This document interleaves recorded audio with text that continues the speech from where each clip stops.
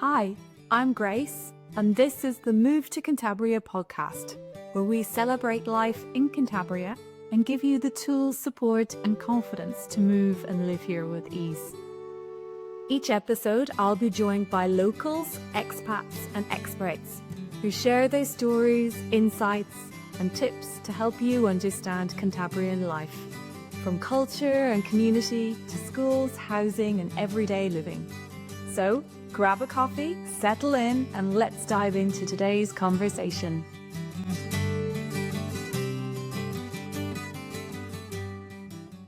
Welcome, Julie, to the Move to Cantabria podcast. It's lovely to have Thanks very much, today. Grace. Thank Today you. we're going to be talking about the education system within Spain and then Cantabria in particular.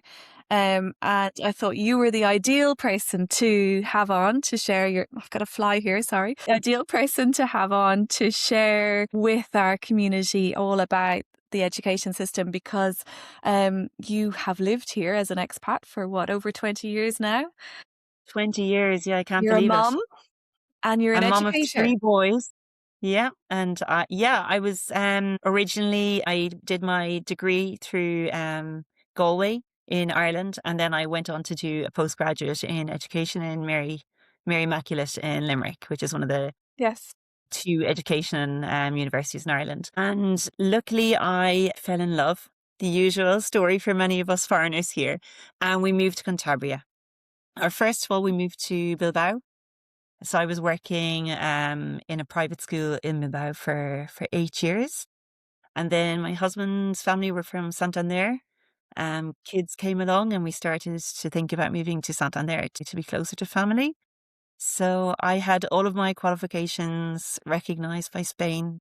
Luckily, back in the day when you could do all those things much easier, now it's a lot more complicated for anyone trying to get their qualifications recognized.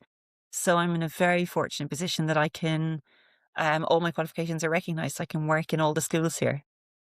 Fantastic. And, as a mom, I guess that brings a different level to it because you get to see the education from both sides for the good and the bad Absolutely. of it, probably, it's like a nurse, sometimes you know too much. Exactly. Absolutely. Yeah. And often you find yourself comparing systems. Back home, we would do things that way. And I've had to learn very seriously to accept the system that you're in. When you live in a country, you've chosen to come here. Yeah, no one has put handcuffs on me and made me live here. So I've had to learn to accept that this is the way the system is here, go with the flow of how they do things here, which can be very difficult when coming from a different culture, how things are done in a different way, sometimes better and sometimes worse. I always explain it to people that, I was a child through the education system in Ireland, and I was a parent, in the very early stages of the education system in Australia. But it's my first time as a parent through an education system, and I'm experiencing it through the Spanish system. But let's jump in. For many of our listeners, they're moving from the States, many moving from other parts of Europe, and so let's look at, well, what are the different stages of schooling within. Okay, so one of the huge advantages, which I think is amazing here, is that they have what's called Infantil, which in other countries is preschool. So that's what they call it, Infantil. They have it available to all children.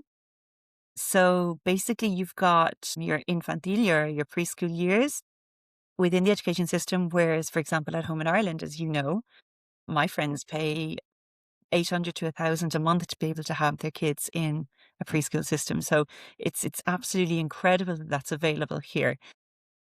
They have started opening up, many schools have started opening up classrooms for 1 to 2-year-olds as well. So that's becoming available now. So many parents, if you have a kid, because the maternity and paternity system has improved so much here since I've had kids, it's gone incredibly well. You can almost be at home for the whole full year that when your child is born. And as soon as you need to go back to work, your child can have a place in a 1-year-old classroom. Mm. And you find they mix, a lot of schools can mix the 1-year-olds and the 2-year-olds together. Mm. And then from 3 to 5 is when they're in preschool.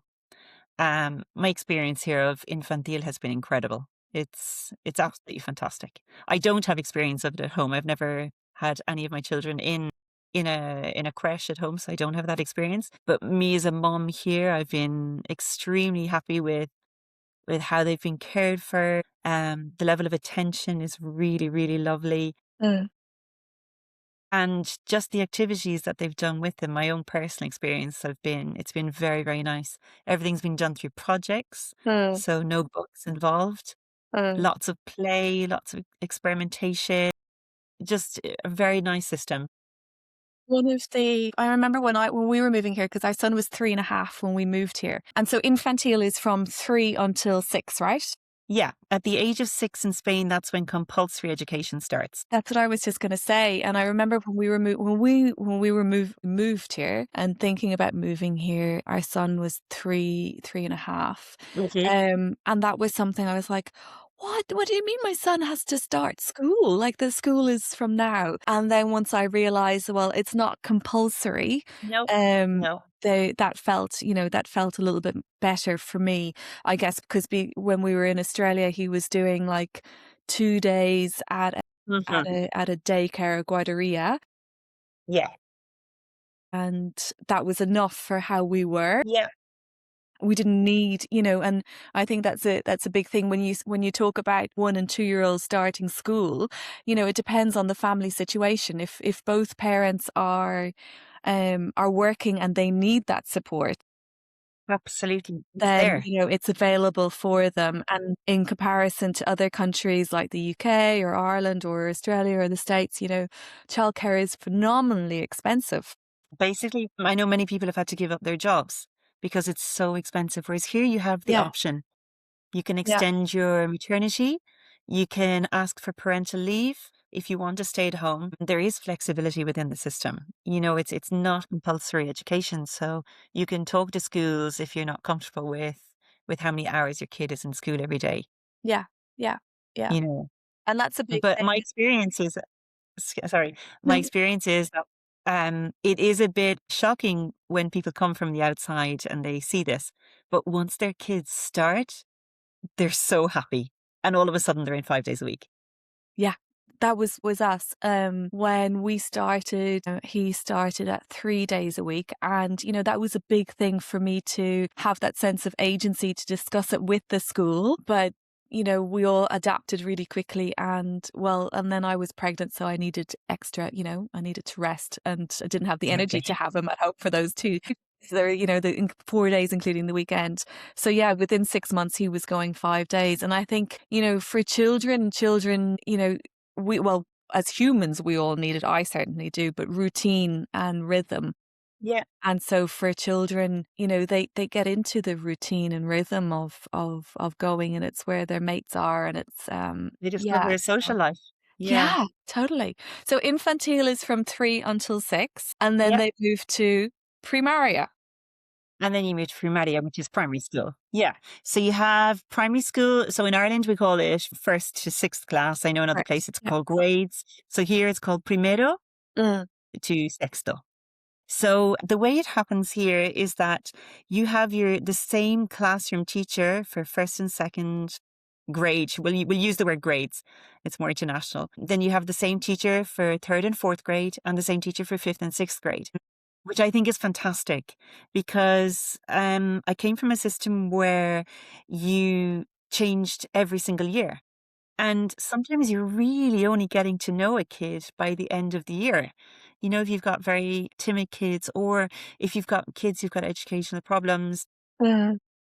really get into the swing of things, it's impossible to know a kid up until Christmas. I mean, you're really getting to know the kids. And then after Christmas is when you really know them. And then when they get into the second year with the teachers, they already have a really strong bond with them. And I really like that they're with their classroom teacher for 2 years. And It's a very also good idea. vice versa for the child, for the child to have that trust with Mhm. the teacher. It's both directions, isn't it? Absolutely. And another thing which is really nice here, they call their teachers by their first names. It breaks the barrier. It took me a long time to get used to that. But once you get used to it, it just breaks down that barrier of this is, a professional teacher. They're closer to their teachers here Yeah, for that reason, I think, a yeah. bit. Yeah. My experience is that it's very much, I don't know if it is the same in all schools, obviously. So I'm speaking from my personal experience, but it's very much a team effort. You know, I often say to my children's teachers, it seems like, you know, you're with them during the day and you see them in a different environment and in different situations than I do. So to have that feedback loop, you know, that I can go, well, this happened at home, you know, this is, they're experiencing this, they have Yeah. that awareness when they're in the classroom or vice versa, you know, such a thing happened, um, Yeah. or that, you know, they're finding this difficult, or, you know, Hmm. it to be able to have that communication is just so important. Yeah, like I've had my kids in a couple of schools until we were completely settled here in Santander, and Mm. our experience with the schools that we've been in is the communication has been extremely fluid between parents and teachers. And where I am now, we meet the parents once a trimester Yeah, us too. to make sure that everything's going okay. Yeah. We have an application. So there's two different types of mainstream schools in Spain, apart from the private schools, which are 100% private and they're not run by the Ministry of Education. So the two types of schools run by Ministry of Education are called your public schools, Mhm. which are in every town, in every corner. You've got a huge range of schools that are public. And then you also have what's called Concertado. And the Concertado are the easiest way to explain it are semi-state schools. The teachers are paid by the government. However, they tend to be more the religious schools, or they're schools that are cooperatives. So the teachers own the schools. So it is the identity of those schools that hire the teachers. Whereas in the Mm. public schools, they have to do public exams to get a job. Mm. So They're they public run, servants.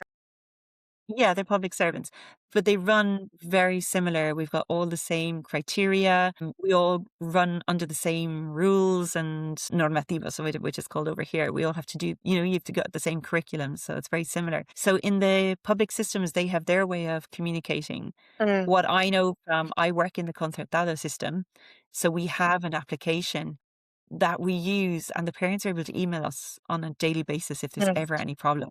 Mm. So it's very, the communication is extremely fluid. And anyone I know that's been in the public system, it's been the same feedback is that communication is very, very important here.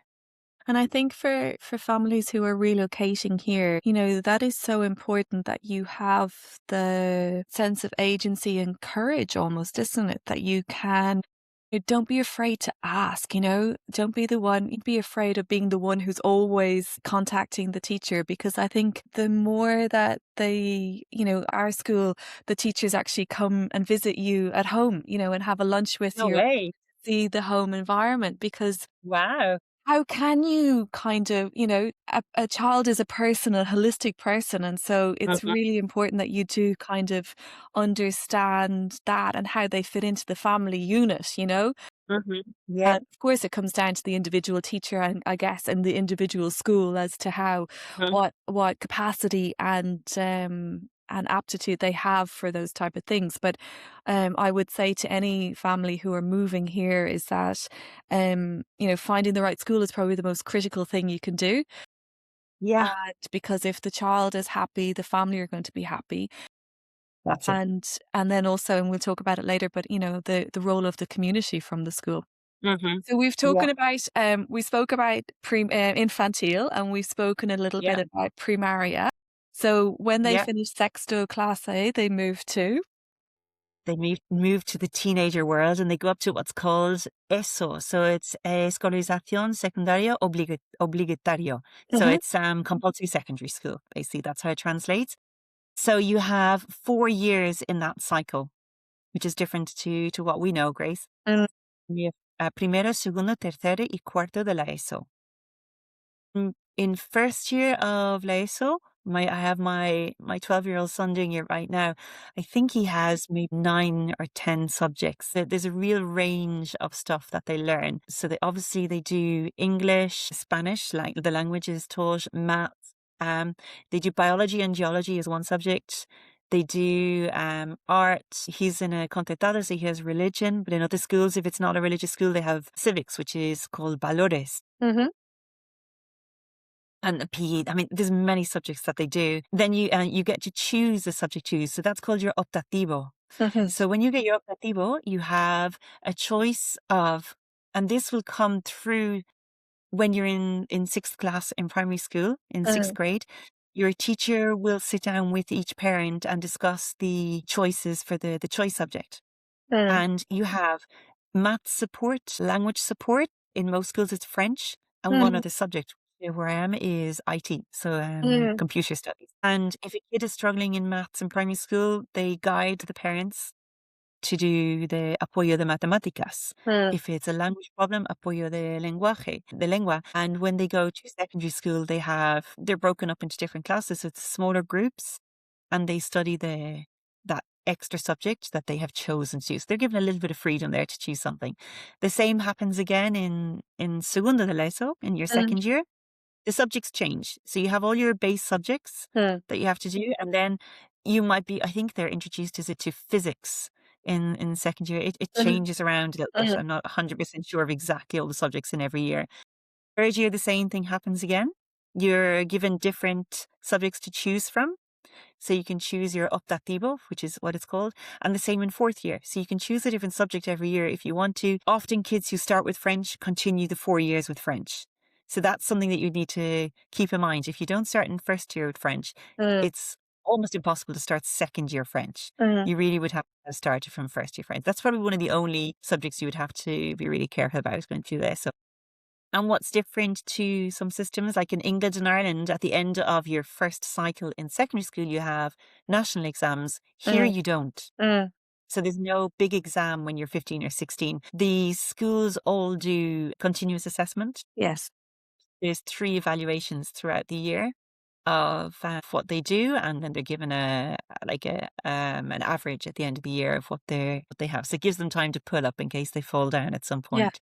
definitely. Some schools do what they're called globales, which are Mm, just a big exam at the end, but the general is more continuous evaluation. And after that, which is it's wonderful, the choice that you're given after LASO is all compulsory. As you get to the age of 16, you don't have to continue if the school system is not for you. However, there is so much on offer for you to continue. So it's a bit like the German system. You've got bachillerato if you want to go to university. You mhm, have to do bachillerato. mhm. And then the other option is formación profesional, so professional development. So if you want to become a hairdresser, or you want to become nurse's aide, or you want to do let me think, mechanics or electrician, more stuff that are like trades, Yeah, you do professional development. And it's often much more guided for kids who have trouble studying yeah. or that have trouble for concentrating, Which is our that made for they can. university. Exactly. Exactly. Not everyone is suited for university. And to tell you the truth, it's called FEP, FP, Mhm. to shorten it instead of Formación Profesional. FEP at the moment is the most popular Of route course. because there is so much work for these positions in the workforce at the moment. Yeah. That's not to say that people, often, of course, many people are doing bachillerato. Mm. But then you have to be sure that you want to go into university, and everyone knows, I mean, that's the usual route for most people. But there is a huge alternative available in Spain Which is for fantastic because, it's great that society really welcomes that because we all need practical services. yeah, Readily available is yeah, it's good for everyone, it's good for the economy, it's good for everyone, but most importantly, it's good for the children's self-confidence. absolutely. There's That alternatives there. yeah, yeah, yeah, but it's not even an alternative. It's just, there's this way or this way, Yeah, and neither way is exactly. better or worse. Yeah, and everyone, there's no kind of stigma to doing one or the other. Everyone's like, right, this is what I'm doing. Great. Is this what you want to do? Fantastic. Go do it. Yeah. And also my husband works in the university system. He's a lecturer. Mm. And he says that many kids who've come through the Formación Profesional system do amazing in university compared to kids who have gone straight through, because they have worked in the workforce through the professional development.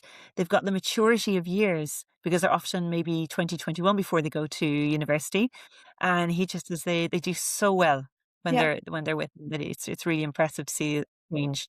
No, I agree. And, it's like taking that gap year, not that except you're actually doing something useful, Yeah. perhaps. Yeah. It's, whether I don't know, did you do transition year when you were in I secondary school? did. When I tell them about it over here, they cannot believe it, So but for it's people who don't amazing. know what that is, in Ireland and some other countries have it as well, but you have exams after the third year, and then you have it's literally called a transition year, which is your fourth year and it's optional. And then fifth and sixth year are compulsory, and you have exams for university then after the sixth year. But in this fourth year transition year, you get to do work placement and you learn subjects that you haven't learned before, and you can go and Yeah. do language exchanges and all those types Yeah. of things. We set up a A cooking company? business. Yeah, Yeah, we set up a company, and then of yep, course we had to set up a bank to yeah, organize all the finances of the yep, company, yeah. and it was amazing. I mean, because of that, I know how to cook really well, you know. I must have been missing that day. But it's an amazing year. I mean, that's our gap year. Like in the Mm. UK, the gap year tends to take place after School and their before. A level, and it's not very guided. The kids have to decide, but in this transition year, it's an amazing year that takes place. And when the teachers here, we can do a lot of Erasmus exchanges. Mm. During our holiday period, the European Union offers us weeks to learn different systems and to visit different schools. And it's interesting that a few of the teachers have been to Finland and they've been to Malta, and they come back Mm. and then they give a presentation to the school, and they could not believe that the kids learn how to cook in Mm. other systems. Like, yeah, I learned how to cook through my school system. That's not done here. Yeah, That's a big, it's a big void in the system yeah, here. yeah, yeah, Yeah. yeah, It's a definitely. pity, and yeah, so it's a pity that that's not done because it's such a fundamental, basic life skill Yeah, that they yeah. You mentioned something there, and I want to go back to it, that concertados traditionally were religious schools.